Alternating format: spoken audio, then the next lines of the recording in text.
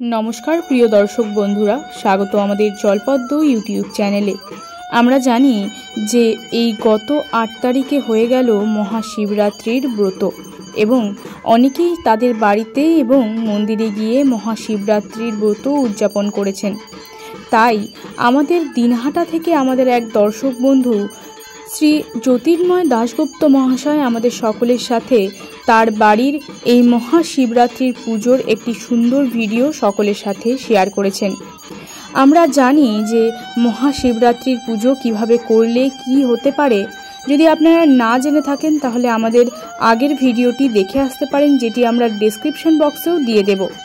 আর হ্যাঁ, এই অপূর্ব ভিডিওটি আমাদের সকলের সাথে শেয়ার করার জন্য জ্যোতির্ময় দাশগুপ্ত বাবুকে অসংখ্য ধন্যবাদ। আর আপনারাও চাইলে আপনাদের বাড়ির গৃহদেব দেবী অথবা স্থানীয় মঠ মন্দিরের অলৌকিক পুজো কাহিনী আমাদের সকলের সাথে শেয়ার করতে পারেন।